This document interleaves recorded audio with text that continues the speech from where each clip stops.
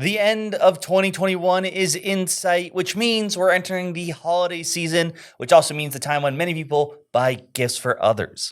And as usual, we're here to give you a guide to tell you what board games would be fantastic purchases for you to give out this year. That's right. For that special board gamer in your life, or maybe for yourself if you're trying to have a little self-love, a little self-care. We're doing this a few weeks earlier than we normally would because there are a lot of supply chain issues happening right now. So our first recommendation for this year's gift guide is that if you're going to buy board games for someone else, do it now. Do it as soon as possible. Yes, a lot of things on this list as of now we think are relatively easy to get, but we cannot guarantee that. For all we know, that these will sell out by the time you check, but hopefully our suggestions are still good games that should be mostly relatively easy to get in stock. Yes. Asterisk, asterisk, asterisk, everything should be fine. But we've got a lot of great games, and we are going to be splitting it up into three categories for more casual to more advanced board game players, starting off with some recommendations for anyone who is a little bit newer to the board gaming scene. The follow-up to one of the more popular games of last year, which was The Crew. This is a new version of The Crew called Mission Deep Sea. The Crew, if you haven't played the original, is a limited communication game where players are working together and trying to win tricks. So you're playing cards of different numbers, and usually the highest number of the proper suit wins that trick. But in this version of that concept, you don't always want to be the winner. Sometimes you want someone else to win or someone to win a certain number. So you have to try to figure that out without being able to talk to each other. This is a new take on that with a new theme and some different missions and everything, but same core gameplay, but really simple, small box kind of thing. If you maybe like games like Hanabi or even The Mind at a simpler level, this is something you might sink your teeth into. And of course, the previous Crew won a bunch of awards, so you already know it's coming from a strong pedigree. Moving on, we have Cubitos. This is a bit of a weird one, but it's fun. You are participating in a race, and for you to move forward, you're going to be rolling dice. You're going to start off with basic dice, but you're going to be able the ability to purchase other dice, and these dice, depending on what abilities you choose to start with, they can change depending on their powers you use for the game. Will have some very weird, unique powers and some fun art too, like a pair of cheese running around or a brontosaurus. And of course, they do weird things. It is just this fun, chaotic, crazy game when you just see what happens by when all of a sudden near the end, you're just rolling a whole bunch of dice and seeing them all in. Like, okay, if I do this. If you like almost not maybe dexterity, but just feeling pieces and rolling dice, this is going to have one you're going to have a lot of fun with. Yeah, good tactile feel, very goofy game, kind of a push your luck element, seeing how many dice you want to roll, how far you can get and mess with each other in the race if possible. Weird, quirky, funny game. And one you can check out our review of if you want to know more. That's probably true for a lot of these, so maybe we'll put links in the description so you can get more details. Next is an interesting one called The Initiative, and this one is also a cooperative game where the story is that players have found a secret game hidden away somewhere. So you're playing a game within the game, and you're trying to solve puzzles and mysteries, moving around a board, trying to pick up symbols and decipher codes.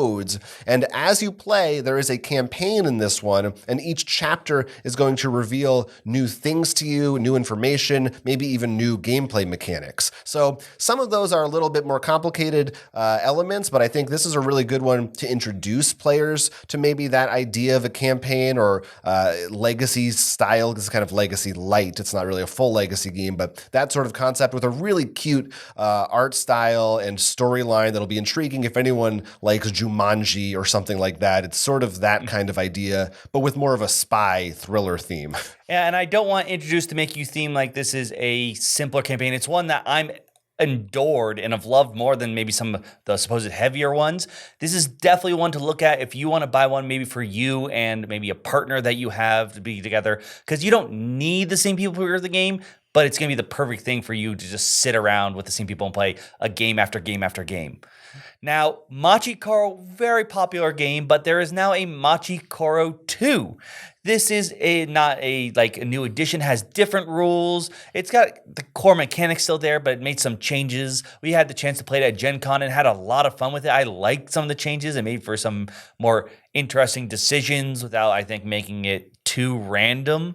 Considering you're already rolling dice, you're still having to decide how you build up stuff. If you liked Machikoro, this is one I think you should definitely check out. Also, if you enjoy just games, maybe when there's engine building.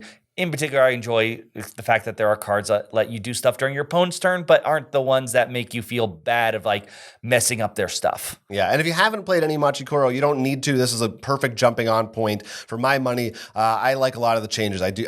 From my experience with it, I think I like it a little more than the original. So good place to jump on. This might be one of the games on the list that, because of, again, supply things, I'm not 100% sure. I know it should be coming out very, very soon if it's not already, but look for it. Yeah, a lot of these. Keep an eye out.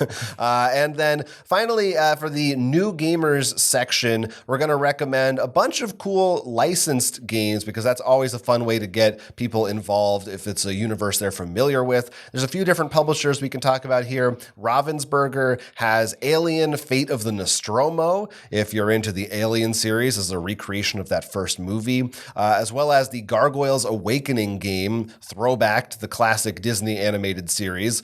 Funko Games has a lot of cool stuff. You know, they make Funko Pops, but they also make Funko games, and they have new games based on the Goonies as well as the Rocketeer. So if you're looking at some of those cool 80s throwback franchises, Rocketeer might be 90s, but anyway. And then also, if you're a World of Warcraft fan or somebody you know is, there's a new version of Pandemic called World of Warcraft Wrath of the Lich King. So Pandemic, perfect introductory game for people. And if they're a WoW fan, then this is going to have a lot of stuff for them to dig into. Yeah, a big part of this isn't just that licenses are easy to adapt to. Honestly, Ravensburger and Funko also are probably the ones you're going to have the safest bet in finding.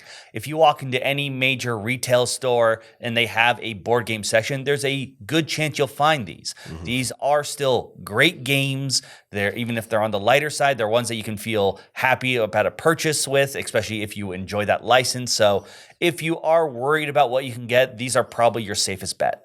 All right, now next up, we're going to talk about moderate games for moderate gamers. So kind of medium skill level, a little more complicated, but not super involved. So what's starting off here? We're starting off with Brew from Pandasaurus, and honestly, Pandasaurus has a lot on this list in general, but the idea behind this game is you have to restore nature. The seasons are all out of whack, so you're going to be brewing potions, making animal friends. It is a cute game, but it's got like a couple of those extra mechanics and stuff, and a little bit asymmetrical player powers, nothing too crazy.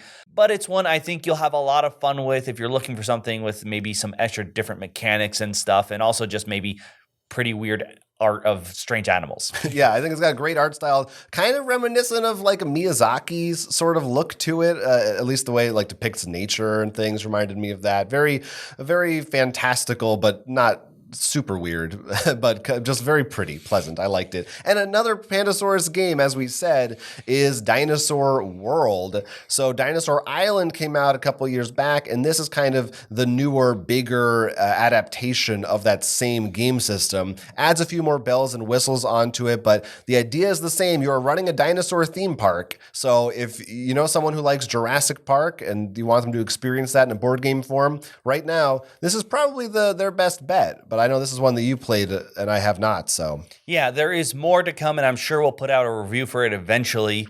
But the main difference, if you want to know, is that that's a tile laying system, and it's almost more like programming because you move your Jeep from location to location, and you have to decide which way you go, which tracks are more exciting, also get revenue and things like that. And of course, it's a big box with lots of very cool little dinosaur meeple. They're monsters depending on how you kind of like monsters.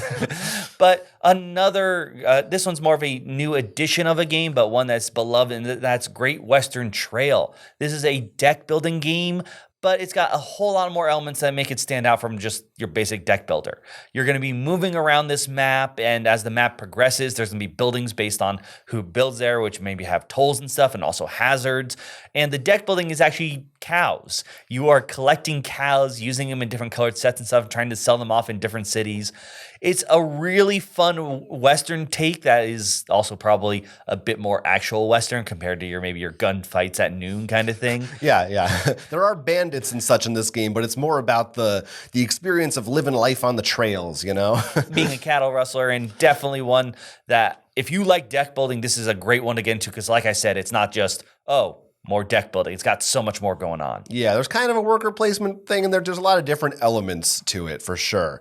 Another one we'll recommend here is Maglev Metro. This one's from Bezier Games, and it's all about building train routes, futuristic kind of super hyperspeed trains, and you're going to be traveling around a map that you're also sort of building and placing tiles, and you're collecting passengers along the way and delivering them to specific areas. And the types of passengers that you pick up and deliver will also alter your own personal board and the way that your powers work, maybe how fast your train can go, how far it's allowed to go at a time, various things like that. I think this is a great recommend if you are someone who likes something like Ticket to Ride, but so you want that sort of gameplay experience, but in a bit of a different direction, but still colorful, pretty welcoming and friendly, but with a good amount of depth, I think, too. Yeah, this is one we reviewed early in the year. It's very fun because it sort of starts off with similar powers, but you really build off and be like specialize in what you think is the best.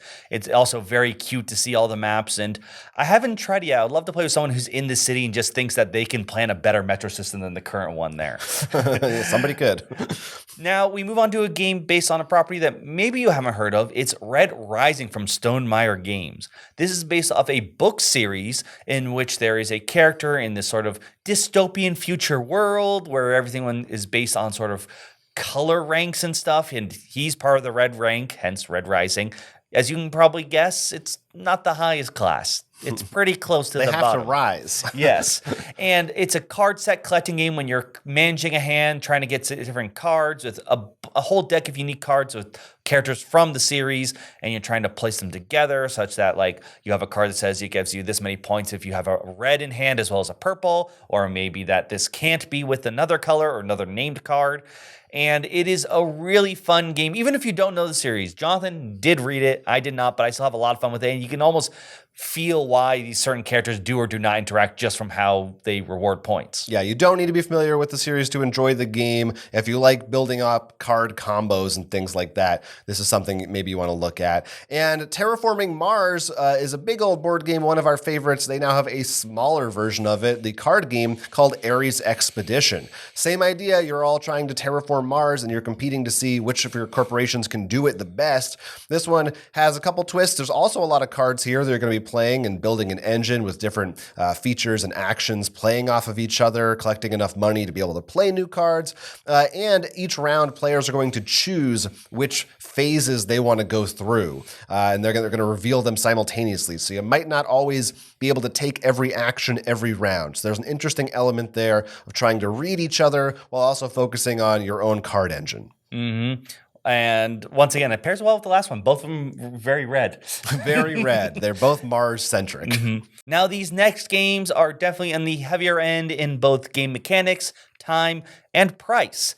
So someone's going to be very happy when you buy these. Yeah. Let's start with probably one of the biggest ones of this year, and that was Descent Legends of the Dark. Descent is one of the most popular dungeon crawl games. The previous ones actually had someone playing as sort of the Dark Overlord, sort of the DM fighting against you. This one actually uses an app, and of course, still as the other ones, plenty of minis. Yeah. So if you're the kind of person who knows you're going to get the same people around, want to go through a dungeon and stuff, and not have someone be forced to take on the role of either the evil lord or the DM, this is definitely one to take a look at. Yeah, if you know someone who has finished their Gloomhaven campaign and is hungry for more, this might be a good option. Big old box, and it uses an app, so kind of cool technological integration if people are into that. Warning though, it is labeled Part 1. That's true. Yes, there's going to be more Descent. So, but hey, it's the gift that keeps on giving. You're giving them more. This is a future gift as well. Next, we'll talk about Dominant Species Marine. Now, this is really on the hardcore end of things. This is a new version of an older title that was just called Dominant Species, in which all players in this one take on a different type of ocean life, and they are competing for survival. And it's a worker placement game where you are choosing an action from a long list of actions, and you'll get to spread your creatures to different regions of the world, or maybe even affect the environment. This is a really thinky kind of a game that's going to kind of burn your brain a little bit. So definitely for experienced gamers only. It is a very heavy game. The original one was actually one of our firsts in probably not a smart move sense, but I love the original one, and this one I love a lot too, especially because it helped fix at least some of the more clunkier issues that the first one had. Now, another one, speaking of new versions, we've got Comet, Blood and Sand. There was an older one just called Comet. This is a newer edition with some streamlined pieces and some tweaks and rules and stuff, in which you are all fighting over Egypt, and the way you do so is you need to gather territory, faith to the gods in order to power up pyramids, to get powerful tiles, which may also give you new powerful units. If you sort of like Risk and territory control, but maybe want a bit more control over how battles turn out, this is a cool one to take a look at. Yeah, it's the original one. It's really popular, I think, for good reason. And this one, as you said, smooths over some of those edges, redoes some things. Cool big box. If you got people who are competitive, especially, or maybe they like something like Risk, any of those kinds of old school games, if you're not sure what kind of game they're into. Controlling armies and territory. Yes, that's the thing here. Now, next up is another one about controlling territory, but it's a little weirder. And it's from Leader Games. It's called Oath, Chronicles of Empire and Exile. Now, this is a game that, sort of like we mentioned with Descent, has an ongoing campaign where each game things will change. But in this version, you don't have to have the same group of players. You're not playing through a story. Rather, it will have elements such as the player who won the last game will start the next game with more territory on the board or a different kind of a role. So as you play, it's going to evolve and new cards are going to be mixed in and out of your deck. It is, like I said, a territory control game with some really unique elements and a cute, fun art style of fun critters, but don't be deceived. It is one of the more complex games out there. Oh, yeah. Leader Games, though, also creator of Root, one game that we always recommend if you like the army and control stuff. So definitely a very interesting twist, especially if you can get the same group or at least some of the same players around. Mm-hmm. Now, besides Oath, a lot of things on our list are almost like redos of old games, and this last one is no exception, though. I think it takes it in a very different path. Unfathomable is a game in which you are all playing on a boat in the 1910-20 era, and you're trying to make it to Boston, except it's being attacked by Deep Ones, these fish people, as well as their father and mother, which are much bigger kaiju-sized ones. The twist is some of you are hybrids. Pretty much you are actually on the Deep One side, but you don't know who. This is a long-form trader game, and it's actually based off the Battlestar Galactica game, which went out of print. And if you want a recommendation, Jonathan's #1 game. Yeah. We recently did a review about it, and overall, a bit of spoilers, but I think still very positive on it. Yeah, definitely one that we're recommending. If you got to have a group, or the person you're giving it to has got to have a group that is ready to, get intense. It's going to take a few hours to play, and you're going to be backstabbing, and you're going to be fighting with each other. But it's that kind of an experience. But very cool design, or if they like just Lovecraft in general, the Cthulhu stuff. Yeah, it fits very well. That's going on here.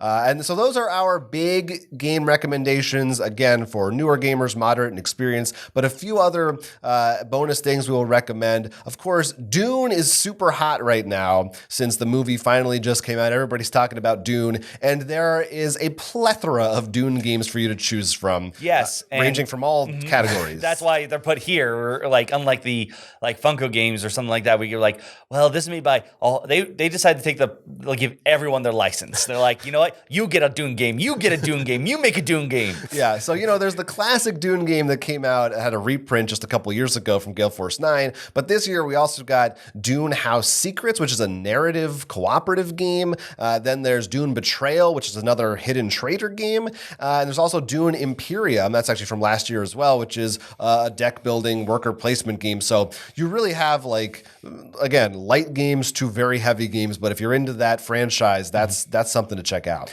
And of course, as always, we always suggest this, but we're always going to keep doing them in our holiday gift guides, is sometimes the best thing to get is not a new game, but maybe accessories for them. Obviously, if they're more into card games, some sleeves are always appreciated. And of course, inserts help for specific games, especially any of those in those heavier game areas. Yeah. Now, there are plenty of companies. The ones we suggest are Game Trays are also really awesome. We also did a bunch of reviews for eRaptor about some of their inserts, as well as maybe just accessories like card holders for hands or maybe decks, which are, if you ever played anything with more than one deck, very nice. Yeah, they're definitely worth taking a look at. I think we say this a lot, but it still is true. The gamer you're buying things for, really the best thing to do is, if you can, be it sneaky if you have to, see what's in their collection, see what they might want expansions for, again, what they might need organizers for, and try not to, buy them something that they already have or that they won't like. But if you just are going in fresh, or maybe there's someone building their collection, a lot of these just came out this year, so hopefully you'll be safe. They haven't bought it for themselves already. This is a really good list depending on who you're buying it for. And of course, going back to the beginning, because everything is so weird right now, honestly, a lot of things in particular released in 2020 might still be new to them because they may have been hard to find and only came out available for them now. Yeah. Get them some jigsaw puzzles. That's the thing. There's a lot of those out there right now. Even from some of the modern board game companies are doing jigsaw puzzles. So there's plenty of things to talk about and to recommend, but maybe you have some ideas for great gifts that we didn't mention. Talk to us in the comments section. Let us know what you think we should have mentioned, or if there's a particular game or games you're hoping to receive this year. Maybe this is your place to hint to relatives if they also watch this video. Nudge, nudge, yeah. Send them the video afterwards. That will help us too. Yeah, it'll help everybody. And hopefully you have a happy and safe holiday, whichever one you are celebrating this year. My name is Jonathan. I'm Will. And this is Roll for Crit. Thanks for watching. Why not like the video and subscribe to our channel? Maybe even ring that bell for us. We're also on Patreon. If you want to go over there, you can support us for just a few dollars a month and get some cool rewards in exchange for that. And we have a merch store. If you're looking for a way to show off your Roll for Crit love on t-shirts, we've got new designs coming out every so often. You don't want to miss any of those. So check out all those links in the description down below.